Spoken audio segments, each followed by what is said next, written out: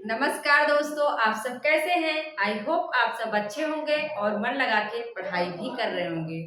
दोस्तों, कई दिनों से हम आपको कुछ भी नहीं बता पाए, कुछ नहीं सिखा पाए।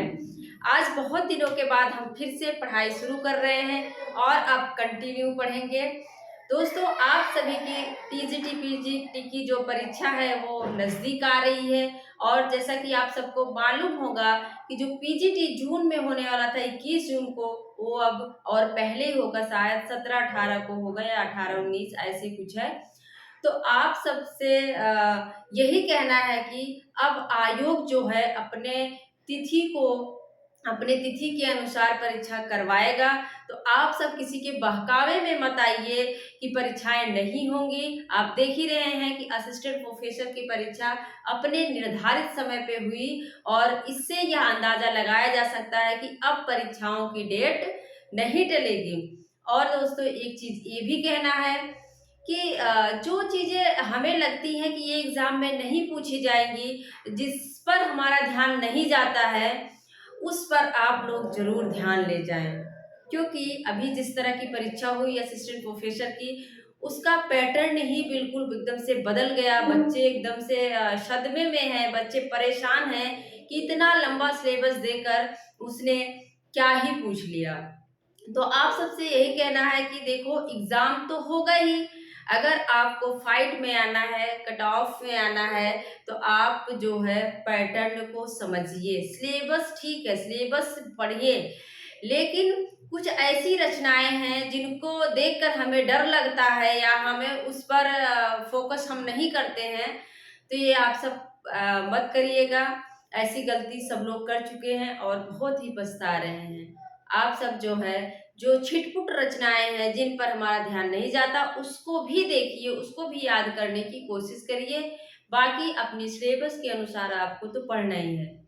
जैसे आप पांडे की किताब में देख लें तो कुछ छिटपुट ऐसी रचनाएं हैं जिन पर हमारा ध्यान जाता ही नहीं। हम सोचते हैं यहाँ से क्वेश्चन नहीं पूछा जाएगा, लेकिन सारे क्वेश्चन पूछे जा चुके हैं। तो अब एग्जामिनर का जो ध्यान है वो छोटी छोटी रचनाओं पे जा रहा है जिन पर हमारा ध्यान नहीं जाता है।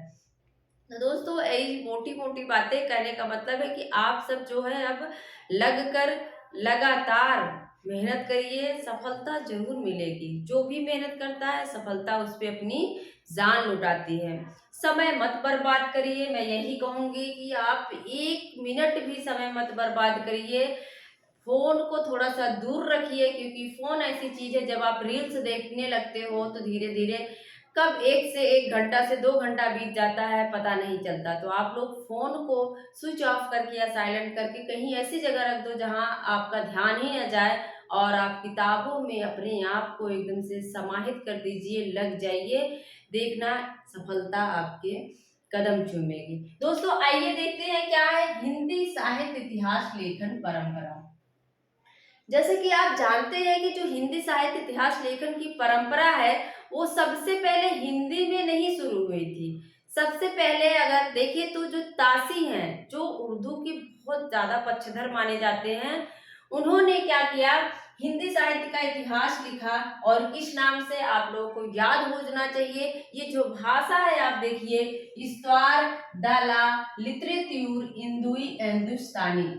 भाषा क्या है इसकी, फ्रेंच है। पूछा जाता है कि सबसे पहले हिंदी साहित्य का इतिहास किस भाषा में लिखा गया, तो याद रहना चाहिए आप लोगों को किस भाषा में लिखा गया, तो फ्रेंच में लिखा गया। किसमें, फ्रेंच में लिखा गया। और किसने लिखा, तो तासी ने, गार्सा दा तासी ने लिखा। पूछा जाता है ये कैसी पद्धति का प्रयोग करते हैं, तो ये वर्णात्मक, याद रखना, ये कैसी पद्धति का प्रयोग करते हैं, वर्णात्मक पद्धति का प्रयोग करते हैं। अभी असिस्टेंट प्रोफेसर एग्जाम में यही क्वेश्चन पूछा गया है कि जो देवनागरी लिपि है वह कैसी है। जैसा कि आप सब जानते हैं कि वर्णात्मक अलग है, वर्णात्मक ध्यान देना, एक होता है वर्णात्मक। ये जो है क्या है, यह रोमन लिपि होती है। रोमन लिपि जिसको हम कहते हैं अंग्रेजी में जो होती है, अंग्रेजी जो है रोमन लिपि में होती है, वो वर्णात्मक है। और यहाँ पे क्या है, वर्णात्मक है। जो गार्सा दा तासी हैं तो वर्णात्मक पद्धति का प्रयोग करते हैं। एग्जाम में पूछ सकता है कि वर्णात्मक पद्धति का प्रयोग किसने किया था, तो ताशी ने किया था। एक और है, कौन इसके बाद है, शिव सिंह सेंगर। मतलब पहले ये और दूसरे नंबर पर ये वर्णात्मक पद्धति का प्रयोग ताशी और सेंगर करते हैं, याद रखना है। तो वर्णात्मक का मतलब ये है, जैसे का के बाद खा आएगा तो का से जितने कवियों का नाम रहेगा, जैसे कबीर दास हो गए और इसके बाद जो है आप केदारनाथ अग्रवाल प्रगतिवाद में हो गए, तो उसके बाद तुरंत उनका जिक्र करेंगे। ये नहीं है कि जो काल विशेष है उसकी जो काल पद्धति है उसका प्रयोग किया जाए, ऐसा नहीं इनके साथ था। इन्होंने क्या किया, वर्णात्मक पद्धति से अपने इतिहास ग्रंथ को लिखा। और इसको कितने भाग है, देखिए प्रथम भाग का जो प्रकाशन है वो 1839, पूछ सकता है प्रथम भाग का प्रकाशन कब हुआ, तो 1839 में हुआ। और दूसरे का कब हुआ, 1847 में, याद रखना है। 1839 और 1847 ईस्वी में पूछता है कि दूसरे भाग का जो दूसरा भाग जो है उसका पुनः प्रकाशन हुआ था, उसका द्वितीय भाग जो आया था, द्वितीय संस्करण, उसका पुनः प्रकाशन पूछता है तो कब हुआ था, 1871 में। कब हुआ था, 1871 में। और अनुवाद पूछता है कि इसका अनुवाद सर्वप्रथम किसने किया, तो ताशी का जो हिंदुस्तानी इतिहास था उसका सर्वप्रथम कौन करते हैं, डॉक्टर लक्ष्मी सागर वार्ष्णेय। याद रखना, लक्ष्मी नारायण लाल दे सकता है, लक्ष्मी नारायण मिश्र दे सकता है, आपको उन सब में नहीं जाना है। लक्ष्मी सागर वार्ष्णेय कब करते हैं, 1852 ईस्वी में। मैंने जितने भी यहाँ कंटेंट लिखे हैं दोस्तों, ये बहुत इंपॉर्टेंट है, आप सब नोट्स भी बना सकते हैं। किसने किया था, लक्ष्मी सागर वार्ष्णेय ने 1852 ईस्वी में किया था। और अगर देखें तो ताशी ने क्या कितने कवियों का वर्णन किया, पूछ सकता है, तो 738, कितने हैं, 700, मतलब उर्दू और हिंदी सारे कवियों को मिलाकर 738 कवि थे। लेकिन जो हिंदी के कवि थे तो कितने थे, 72 थे। कितने थे, हिंदी के कवि कितने थे, 72 थे। टोटल जो थे वो 738 कवि थे, इस चीज को याद रखिएगा। और अगर पूछ ले कि इस्तार दला लिटरेचर एंडू हिंदुस्तानी का प्रकाशन कहाँ से हुआ था, क्योंकि ग्रेजुएशन वाले का प्रकाशन एक बार पूछा गया, तो आप लोगों को याद होना चाहिए कि ताशी का कहाँ से प्रकाशित हुआ था। तो ये संस्था थी आयरलैंड में, ओरिएंटल क्या है, the oriental translation committee Ireland, क्या है, the oriental translation committee Ireland, याद रखना है। कहाँ से, ये आयरलैंड से प्रकाशित हुआ था। कहाँ से, आयरलैंड, याद रखना है, भूलना नहीं है। कहाँ से प्रकाशित हुआ था, आयरलैंड से। आप सब ये नोट कर लीजिए, ये सारी चीजें इकट्ठा नहीं मिलती है। क्या है, ताशी वर्णात्मक पद्धति का प्रयोग करते हैं। सर्वप्रथम में हिंदी साहित्य इतिहास ग्रंथ लिखते हैं, फ्रेंच भाषा में लिखते हैं।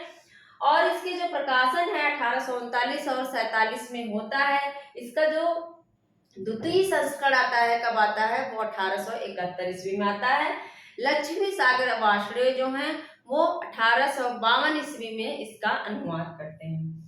इसके बाद आते हैं शिव सिंह सेंगर। शिव सिंह सेंगर अगर देखा जाए तो इन्होंने अपने नाम से ही किया है, शिव सिंह सरोज। किस समय में, 1883 ईस्वी है। और इन्होंने 1003 कवियों का अपने साहित्य इतिहास में स्थान देते हैं। कितने, 1003। और ये पुष्य या पुंड को हिंदी का प्रथम कवि मानते हैं। किसको, पुष्य या पुंड को। तो याद रखना, शिव सिंह सरोज, क्या है, शिव सिंह सरोज, हमने याद कर लिया था। जो सरोज है, सरोज क्या है, पुष्प या पुंड, क्या है, सरोज पुष्प या पुंड। तो सरोज क्या है, सरोज किसे कहा जाता है, कमल को कह सकते हैं सरोज। तो वह क्या है, पुष्प है, पुष्प या पुंड, ठीक है। और कहा जाता है कि हिंदी में हिंदी साहित्य लिखने का दूसरा प्रयास, क्या कहेंगे, यह कैसा प्रयास है, यह दूसरा प्रयास है। तो पहला किसे कहेंगे, पहला महेश दत्त शुक्ल द्वारा जो लिखा गया है भाषा काव्य संग्रह, वो पहला हिंदी ग्रंथ है। लेकिन दूसरा किसको मानेंगे हम, शिव सिंह सेंगर का जो शिव सिंह सरोज है 1883 ईस्वी में, और 1003 कवि थे, इन्होंने पुष्य या पुंड को प्रथम कवि माना हुआ है। आइए देखते हैं ग्रियर्सन। ग्रियर्सन का अगर पूछे तो ग्रियर्सन की पद्धति क्या है। ग्रियर्सन जो है कालानुक्रम, क्या है इनका, काला अनुक्रम पद्धति का प्रयोग करते हैं। इसमें मिश्र बंधु भी आ जाएंगे। कौन आएगा, ग्रियर्सन। और मिश्र बंधु अगर पूछे कि किस पद्धति का प्रयोग करते हैं, तो ये कालानुक्रम। कालानुक्रम मतलब काल के अनुसार, जैसे जैसे शुक्ल जी भी करते हैं, उनकी विधेयवादी पद्धति है। लेकिन कालानुक्रम का मतलब इस समय से इतने समय तक ये कवि हुए, इसके बाद जैसे हम देखते हैं भक्ति काल में इतना समय है, तो रीति काल में इतने से इतने कवि हुए। तो कालानुक्रम पद्धति का सर्वप्रथम प्रयोग अगर पूछे तो किसने किया था, ग्रियर्सन। और ग्रियर्सन की क्या विशेषता है कि इन्होंने जो 16वीं से लेके भक्ति काल का जो समय था 16वीं 17वीं को इन्होंने क्या कहा, स्वर्णकाल, या भक्ति काल को क्या कहते हैं, स्वर्णकाल। भक्ति काल को पूछा जाए स्वर्णकाल किसने कहा, तो ग्रियर्सन ने कहा। और कितने समय को, तो 16वीं से 17वीं शताब्दी का जो समय था उसको क्या कहा जाता है, इन्होंने क्या कहा, स्वर्णकाल कहा। याद रखिएगा। काफी दिन हो गया पढ़ा के, तो गला जैसे काम ही नहीं कर रहा, फिर भी हम पढ़ेंगे, कोशिश करते हैं। ग्रियर्सन का है क्या, the modern vernacular literature of northern Hindustan. इनका क्या है, आप देख रहे होंगे दा लिखा है, तो समझ आ जाना चाहिए किस भाषा में है, अंग्रेजी भाषा में है। पहले फ्रेंच देखे, फिर हिंदी था, इसके बाद क्या है, अंग्रेजी में लिखते हैं the modern vernacular literature of northern Hindustan 1888। याद रखिएगा, समय इनका पूछ सकता है 1888 में हुआ था। ये पूछा जाता है कि इन्होंने कितने कवियों को अपने ग्रंथ में स्थान दिया, तो 952 कवियों। कितने, 952 कवियों को। और अनुवाद किसने किया था, तो किशोरी लाल गुप्त ने। याद रखना, क्या याद रखना है, किशोरी लाल गुप्त किसका करते हैं, ग्रियर्सन का। अब इसको ट्रिक के रूप में याद कर लो। तासी का ताल याद कर लो, तासी का क्या याद करना है, ताल याद करना है। ग्रियर्सन का ग्रीक याद करना है, क्या याद करना है, ग्रीक। तो का से क्या हो जाएगा, किशोरी लाल गुप्त। क्या हो जाएगा, किशोरी लाल गुप्त। ताल से लक्ष्मी सागर वासड़े, क्या होना चाहिए, लक्ष्मी सागर वासड़े। बस 2 शब्द याद रखो, ताल बना लो, ताल। ता का मतलब तासी वाला जो ग्रंथ है वो लक्ष्मी सागर वासड़े करते हैं, और जो ग्रीक मतलब ग्रियर्सन का जो ग्रंथ है वो किशोरी लाल गुप्त करते हैं। और अनुवाद कब किया था इन्होंने, 58 में। कितना, 1958 में, शायद यही है 1958। पहला 52 है, और इनका जो है इन्होंने कब किया, 1958 ही होना चाहिए। चलो डेट आप लोग देख लीजिएगा, डेट मैं नहीं लिखूंगी, हो सकता है कि रॉन्ग हो। तो बस ये भी याद रख लीजिए कि ग्रियर्सन का ये ग्रंथ है भाषा सर्वेक्षण। क्या है, भाषा सर्वेक्षण। और ये जो द मॉडर्न वर्नाकुलर लिटरेचर है, कहाँ से प्रकाशित हुआ था, किस संस्था द्वारा प्रकाशित हुआ था, तो क्या है, इनका जो है इनका बंगाल से हुआ था। तो याद रखना है आप लोगों को, बंगाल से, एशियाटिक सोसाइटी ऑफ बंगाल। क्या है, एशियाटिक सोसाइटी ऑफ बंगाल। तो इनमें क्या याद रखना है, बंगाल याद रखना है, और उसमें क्या याद रखना, आयरलैंड, वो आयरलैंड। इसके बाद हम देखेंगे मिश्र बंधु। मिश्र बंधु का ग्रंथ क्या है, मिश्र बंधु विनोद है, और यह 4 भागों में है। कितने, 4 भागों में है। 3 भाग का जो प्रकाशन है, पहला, दूसरा, तीसरा, वो 1913 में होता है, और चौथे भाग का प्रकाशन जो है 1934 में। अब देखो याद कैसे रखोगे, 3 देख रहे हैं लास्ट में आया है, तो समझ जाना कि 1, 2, 3 जो है तीनों भाग किसमें आएंगे, 13 में प्रकाशित होते हैं। और यहाँ 4 आप देख ही रहे हैं, चौथे भाग का प्रकाशन 34 में। अगर कोई और संख्या देगा तो उस पर नहीं जाना है, याद रख लेना है चौथे भाग का प्रकाशन 34 में और तीनों भाग का प्रकाशन 13 में होता है। और इन कितने कवि थे, 4591। इन्होंने सबसे ज्यादा कवियों को स्थान दिया, 4591 कवियों को स्थान देते हैं। और मिश्र बंधु में आप जानते हैं कि श्याम बिहारी, सुखदेव बिहारी, गणेश, मतलब श्याम, सुखदेव और गणेश, 3 लोग मिलकर इनका नाम है मिश्र बंधु। और इन्होंने क्या किया था, देव और बिहारी विवाद की शुरुआत की थी। और मिश्र बंधु, इसके बाद जो है आप देखेंगे आचार्य रामचंद्र शुक्ल। कौन है, आचार्य रामचंद्र शुक्ल हैं। हिंदी साहित्य का इतिहास क्या है इनका, सब जानते होंगे जितने भी हिंदी साहित्य के विद्यार्थी हैं। समय देख लीजिए 1929 ईस्वी में इन्होंने लगभग 1000 कवियों को अपने ग्रंथ में स्थान दिया। ये चीज याद रखना है कि यह इसका जो यह हुआ था, प्रकाशन हुआ था 1929 ईस्वी में शब्द सागर की भूमिका में। श्याम सुंदर दास का ये ग्रंथ था शब्द सागर। इसी की भूमिका में जो है हिंदी साहित्य का विकास नाम से, इस चीज को याद रख लेना, बहुत कंफ्यूज करता है। हिंदी साहित्य का विकास नाम से, किस नाम से, हिंदी साहित्य का विकास नाम से इसका प्रकाशन 1929 ईस्वी में होता है। और विधेयवादी पद्धति, पूछ सकता है कि विधेयवादी पद्धति का प्रयोग किसने किया, तो आचार्य रामचंद्र शुक्ल ने। एक चीज पूछा जाता है दोस्तों कि इन्होंने कवि वृत्त संग्रह किसे कहा है, कवि बड़ा वृत्त संग्रह किसे कहा और बड़ा भारी वृत्त संग्रह। तो आप सब जान सकते हैं कि कवियों के स्थान पर वृत्त संग्रह मतलब कवियों का जो वृत्त है, वृत्तांत है, किसमें, जिसमें जितना ज्यादा मिला उसी आधार से इन्होंने नामकरण कर दिया। तो इन्होंने क्या कहा, सेंगर को जो है कहते हैं कि यह सेंगर, श्री सिंह सेंगर की जो रचना है श्री सिंह सरोज, उसको कहते हैं कवि वृत्त संग्रह। इसके बाद ग्रियर्सन वाले को कहते हैं ये कि बड़ा वृत्त संग्रह, ग्रियर्सन में बड़ा लगा देते हैं, बड़ा वृत्त संग्रह। और मिश्र बंधु वाले को रामचंद्र शुक्ल कहते हैं कि बड़ा भारी वृत्त संग्रह, क्योंकि इन्होंने 4591 कवियों को अपने ग्रंथ में स्थान दिया था, इसलिए मिश्र बंधु को बड़ा भारी वृत्त संग्रह नाम से संबोधित करते हैं। तो आप लोग एक बार फटाफट फिर से देख लो, तासी ने क्या किया, start the literature in Hindustani French भाषा में लिखा और यह 1839-47 में प्रकाशित होता है। एशियाटिक, ये जो है आयरलैंड से, कहाँ से होता है, ओरिएंटल जो ट्रांसलेशन कमेटी संस्था है आयरलैंड, वहां से प्रकाशित होता है। इसका अनुवाद ताल मतलब तासी का अनुवाद लक्ष्मी सागर वार्ष्णेय ने 1952 ईस्वी में किया था। 738 कवि हैं टोटल, 52 इनके हिंदी कवि हैं। इसके बाद ये वर्णात्मक पद्धति का प्रयोग करते हैं। श्री सिंह सेंगर 1883 ईस्वी में लिखते हैं और इसमें 1003 कवि हैं। पुष्यपुंड को प्रथम कवि मानते हैं। इसके बाद ग्रियर्सन है जो कालानुक्रम पद्धति का प्रयोग करते हैं।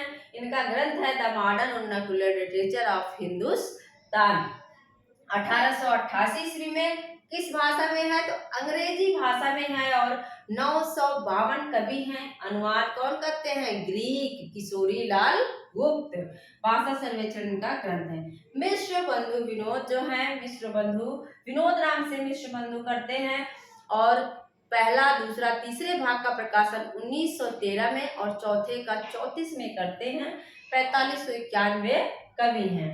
इसके बाद है रामचंद्र शुक्ल, हिंदी साहित्य का इतिहास। 1929 ईस्वी में लगभग 1000 कवियों को स्थान देते हैं और हिंदी शब्द सागर की भूमिका में श्याम सुंदर दास का जो ग्रंथ था उसकी भूमिका में इन्होंने हिंदी साहित्य का विकास नाम से इस ग्रंथ को संपादित करते हैं। तो दोस्तों मुझे लगता है कि जो हिंदी साहित्य परंपरा की शुरुआत है वो आपको समझ में आ गया होगा कि किसने क्या लिखा और कितने कवियों को, जो सारी चीजें हैं वो मैंने बताते हैं। अब आगे के जो ग्रंथ बचे हुए हैं उसको भी हम नेक्स्ट वीडियो में देख लेंगे। वीडियो बहुत लंबा हो रहा है, तो मेरा पूरा वीडियो देखने के लिए आप लोगों का बहुत बहुत धन्यवाद। मिलते हैं अगले वीडियो में। Thank you.